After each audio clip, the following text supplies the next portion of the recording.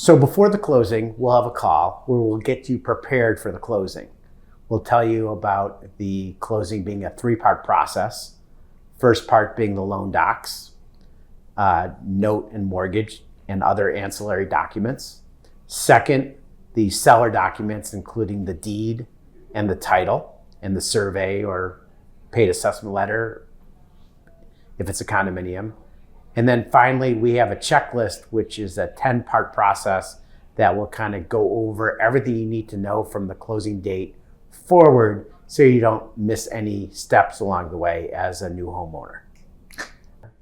So during that phone call, we'll talk to the client about what they need to do to make sure that their funds are at the table, because in Illinois, we're a fund at the state closing. So the buyer needs to have their money on the closing date at the title company.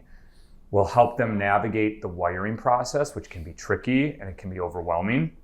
We'll give them a thorough explanation on what they need to be ready for and how to do it. We'll also give them the place and time of the closing, so they not only know where they're going, but they know who to call to verify wire instructions. So we are a table funding state. What does that mean? That means that when we fund and we're closed and dispersed, you're the owner of the property. The transaction is complete. There's no more waiting around. As the buyer, you're the owner from there moving forward. So at the closing, I get the keys, the title company will record the deed, and all that stuff will happen afterwards, but we're still considered the owner at the time we walk away from the closing table. That's right. Along those lines, in getting ready for the closing, the realtor is going to have a little job, and that is primarily to help with the walkthrough, and they'll schedule that for you as the buyer.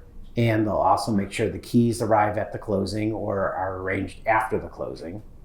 Right. And they'll perform any other kind of services like helping you get utilities set up and just general logistics that are outside of what an attorney would normally help with.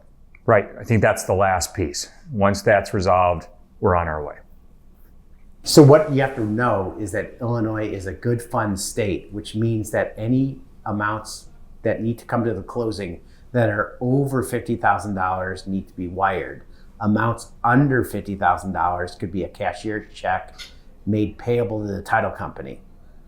And when you're wiring, there's a lot of precautions you need to take. And so we coach the buyer in how to wire safely, including not falling for fake email scams and things like that. So we have a safe wire video and we have a process of all the different ways to get those wire funds, wire instructions sent in and delivered safely.